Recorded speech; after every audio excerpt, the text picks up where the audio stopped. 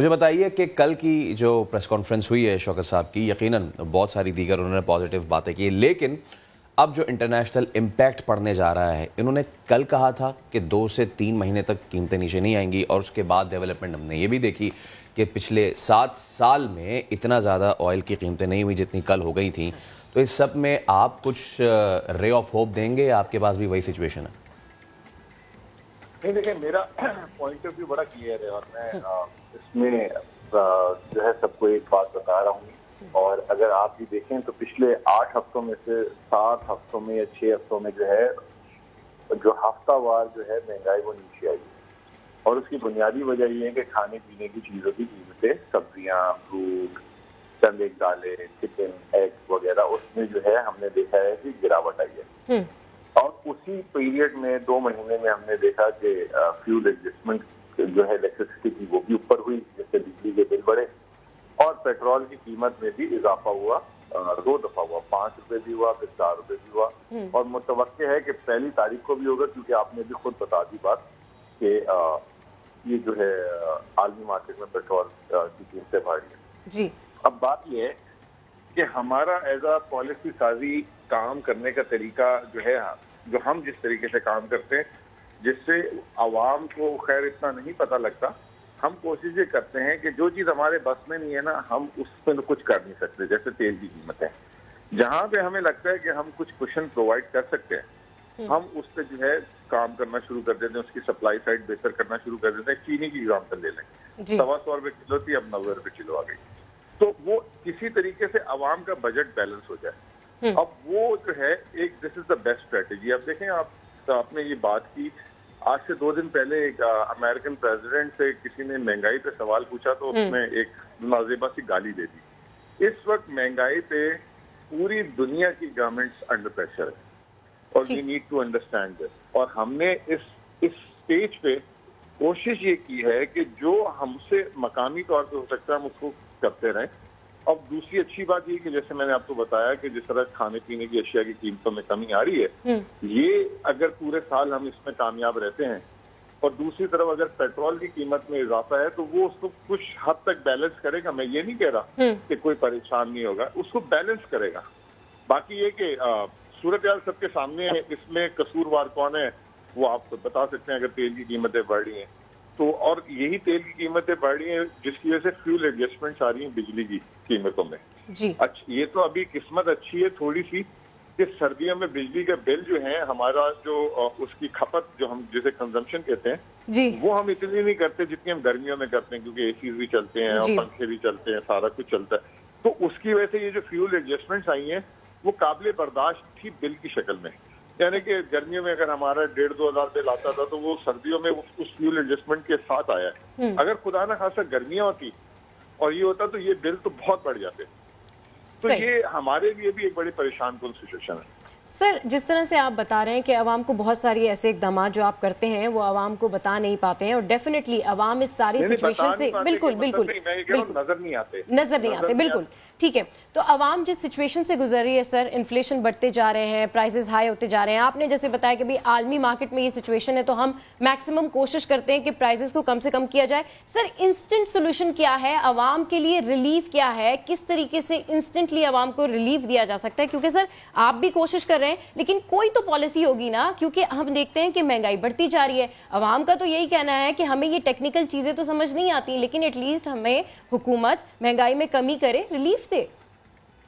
देखिए, मैं आपको अभी जो मैंने इतनी देर से ये बात बताई कि 8 हफ्ते से 7 हफ्ते हफ्तावार महंगाई गिरी है।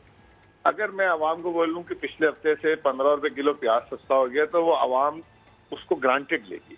मैं बोलूंगा टमाटर 100 रुपए से जो है 40 रुपए किलो होगी, आवाम उसको ग्रांटेड लेती है। आवाम कहती है नहीं ये छोड़ो, आप बताओ पेट्रोल क्यों महंगा हो।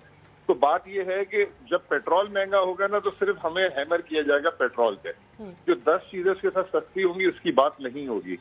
तो मैं यही कह रहा था कि आवाम उस चीज को मानने के लिए तैयार नहीं होती, तो हम कोशिश ये कर रहे हैं कि उनके मीन्स और बजट के अंदर चीजें रखें। अब रिलीफ की बात की, अब हम क्या कर सकते हैं? हमने 13 करोड़ लोगों के लिए और 2 करोड़ खानदान के लिए जो है एहसास राशन लॉन्च कर दिया, जो है वो महीने का 1,000 रुपए का जो है 30% खाने का तेल दालें और आटे पे जो है किसी भी 7 लाख करियाना स्टोर से जाके जो है ले लें, उनसे वो 30% कम लेगा। अच्छा, फिर उसके बाद हमने अभी जो है एहसास वॉलेट सेहत कार्ड लॉन्च कर दिए। एक हर घराने के जेब में 10 लाख रुपए का क्रेडिट कार्ड डाल दिया कि पहले जो है लोग अपने इलाज के लिए कुछ पैसे रखते थे कि खुदा ना खासा कोई बीमारी आ जाए तो इलाज कराना पड़े। अब वो हमने उससे उनकी जान छुड़वा दी है। अब ये पूरे पंजाब में, केपी में तो पूरा कवर हो गया, इस्लामाबाद में हो रहा है, पंजाब में शुरू हो गया। बदकिस्मत ये सिंध में नहीं हो रहा क्योंकि सिंध की हुकूमत ये ताउन ही नहीं करना चाह रही, वो कहते हमने नहीं देना। तो अब रिलीफ की शक्ल है ना कि अगर पेट्रोल पड़ रहा है तो हम 3 जगहों से 4 जगहों से छोटा छोटा रिलीफ देने की कोशिश कर रहे हैं। आखिर at the end of the day हमने भी अवाम पे खर्च कैसे करना है जब हमें अवाम टैक्स देगी। कोई हम सियासतदान जो है पीटीआई की हुकूमत या पीपल्स पार्टी की हुकूमत को अपने घरों से अपनी जायदादें थोड़ी बेचते हैं। मुजम्मिल साहब, वो तो जो अवाम देगी उसको वापस करना है। अब उसमें बैलेंस क्रिएट करना है, अमीर से लेना है, गरीब को देना है, अमीर को भी ऐसी पॉलिसी देनी है कि वो भी अच्छा कारोबार करे।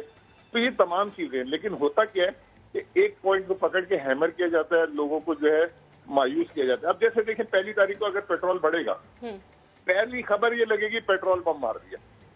हालांकि 17% सेल्स टैक्स जो है पाकिस्तान की तारीख में सिफर ले रही है हमारी हुकूमत। हम टैक्स ही नहीं ले रहे, सेल्स टैक्स ही नहीं ले रहे उसमें, लेकिन उसकी कोई बात नहीं करेगा। सीधा आएंगे और कहेंगे कि जी बम मार दिया। तो ये चीजें जिससे अवाम और परेशान। अच्छा मुजम्मिल साहब, देखें कता कलामी की माजरत, ये मेरे और आपकी तो समझने की बात है ना कि आप सेल्स टैक्स नहीं ले रहे, पहली मरतबा हो रहा है। लेकिन एक बंदा जो रोज़ाना जिसका 100 रुपये में हो जाता था वो 100 रुपये में नहीं हो रहा सर, उसके लिए तो बम ही है ना। सवाल मेरा आपसे ये है कि कल एक बड़ी अहम मीटिंग भी हुई, यकीनन अब ये लोकल से डोमेस्टिक से लेके अब इंटरनेशनल फिनोमिनन हो गया है।